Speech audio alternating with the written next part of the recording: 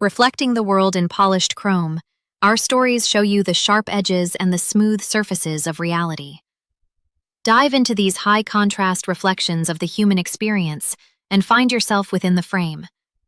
Click subscribe now and see the world through our unique cinematic lens. Close the account. Keep the receipt. That was the note I left myself the night I transferred everything out. Not a dramatic declaration. Not a goodbye letter. Just 6 words on a sticky note, pressed to the inside of my laptop screen, where only I would see it. I want you to understand something before I tell you the rest of this.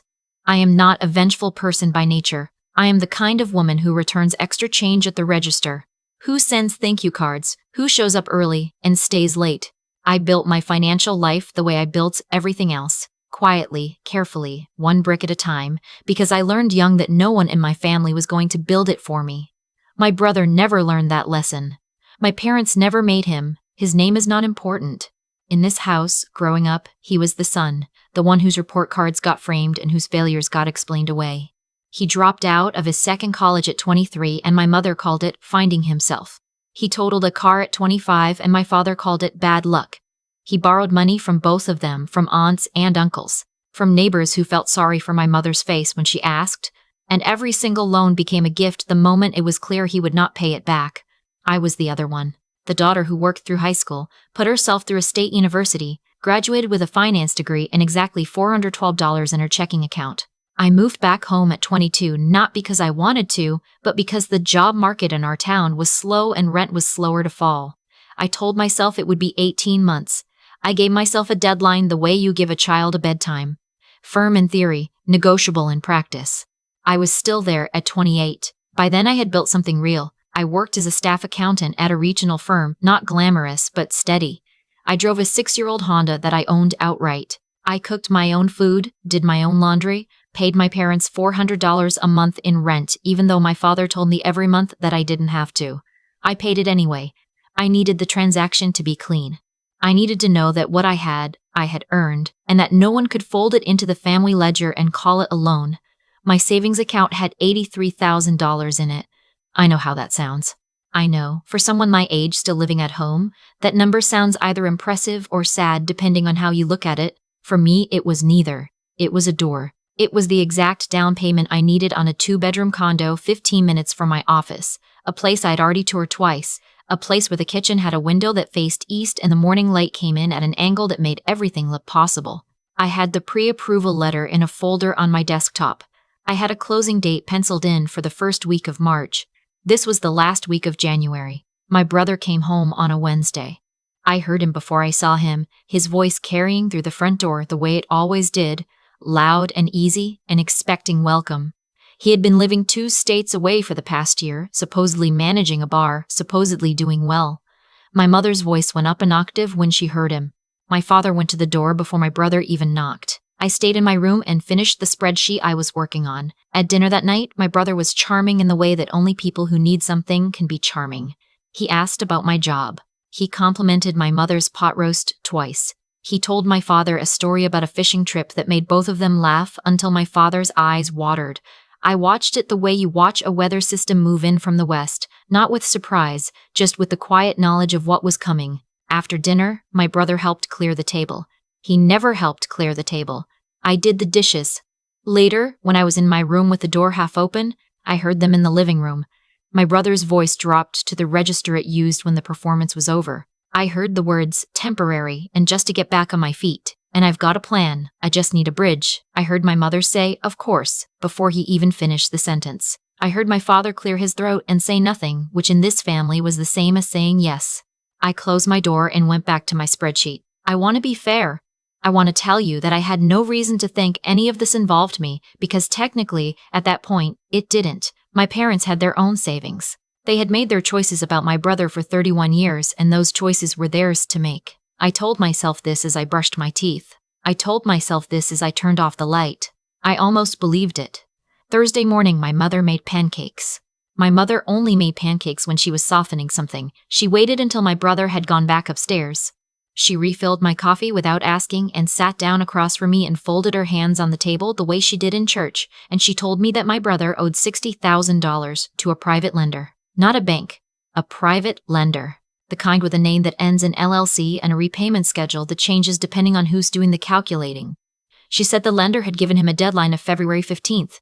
She said if he didn't pay, there would be consequences she didn't want to think about. She said the word dangerous once, quietly, and then moved on as if she hadn't said it. I held my coffee cup with both hands. She told me they had already given him everything they could access without penalty.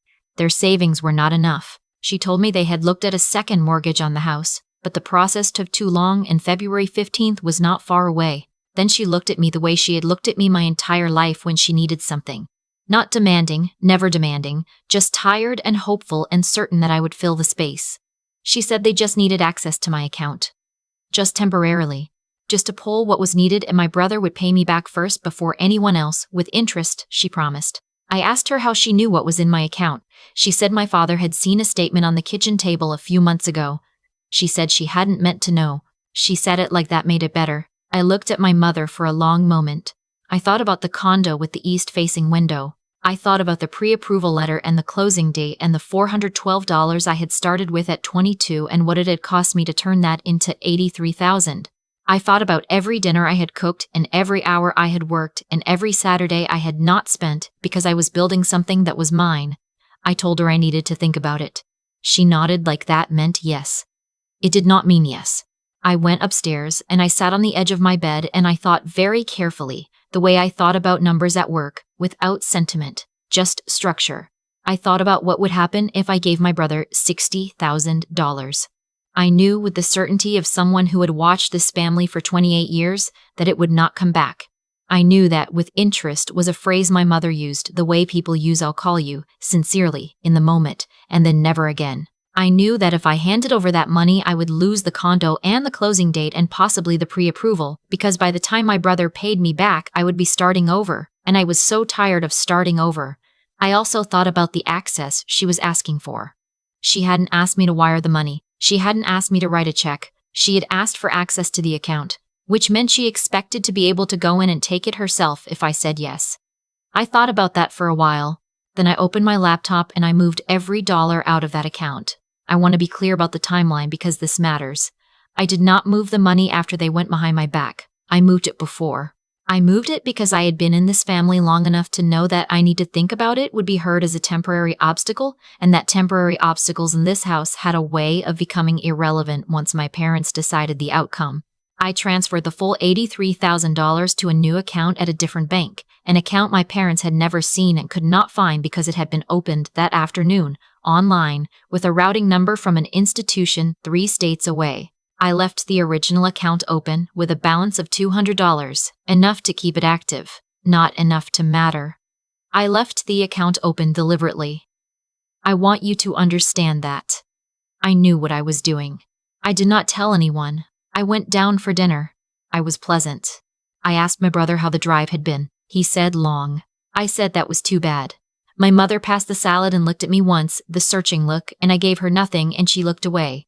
Friday came and went. Saturday morning I heard my parents' voices through the floor, low and serious. I heard my brother's voice joining them. I went for a run. When I got back, my father was sitting at the kitchen table with a piece of paper in front of him and a look on his face that I recognized as the look he wore when the math wasn't working. My mother was standing at the counter, not doing anything. My brother was leaning against the doorframe with his arms crossed. My father told me they had tried to transfer the funds. He used that word, tried. I poured myself a glass of water. I asked what he meant. He slid the piece of paper across the table. It was a printout of a transaction record. The transfer had been initiated from my account. He had my login information, which I realized now I had been careless about, which I realized now was the whole point of the access my mother had asked for, and the transaction had gone through and then been reversed, because the receiving account had been closed. The account they had tried to transfer to was one of my brother's accounts, an account I had never agreed to send money to, an account they had apparently set up as a destination without asking me. I looked at the paper. I looked at my father. I asked him to explain to me what he had done.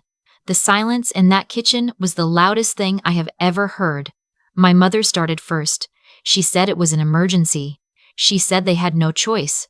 She said my brother's situation was serious and there was no time and they knew I would say yes eventually and they just needed to move things along. She said, "Move things along," with the complete confidence of someone who had moved things along at my expense for 28 years and never once been asked to stop. My brother said nothing. He was looking at the floor. My father said they would pay me back. He said it the way my mother had said it, like the promise was the same as the money. I put my water glass in the sink. I picked up my phone.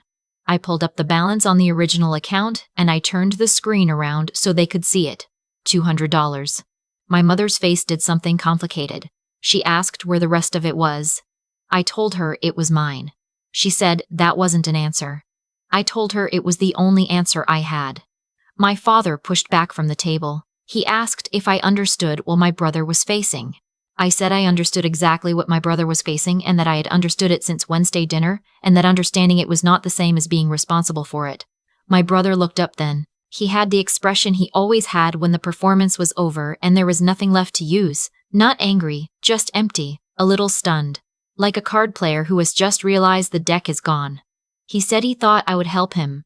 He said it genuinely, which was almost worse than if he had said it as an accusation. I told him I would have helped him. I told him that if he had come to me directly as an adult with a real plan and a real timeline, I would have considered it. I told him the account he tried to pull from without my knowledge or consent was not help, it was theft, and I had simply gotten there first. My mother told me I was being dramatic. My father told me I was being selfish. My brother said nothing, which was the most honest thing he had done all week. I told them I had a closing date in March and that I would be out of the house by then. I told them I loved them because I did, in the tired and complicated way you love people who have spent a long time disappointing you. I told my brother I hoped he found a way through his situation, and I meant that too, though I was not going to be the way. I went upstairs and I packed a bag and I called my friend and I stayed at her apartment for 2 weeks while everything settled. My brother found another solution. I don't know the details and I didn't ask. My mother called me 4 times in the first week and twice in the second and once more the day before I closed on the condo. That last call I answered. She didn't apologize exactly. That was not something our family did exactly. But she said she had been thinking, and she said she knew things had not been fair, and she said she was sorry I felt that way. I told her I didn't feel that way. I told her things simply were that way, and that feeling was just what happened when you finally look to the shape of it clearly. I closed on the condo on a Thursday morning. The kitchen window faces east. The light comes in at an angle that makes the whole room look like the beginning of something.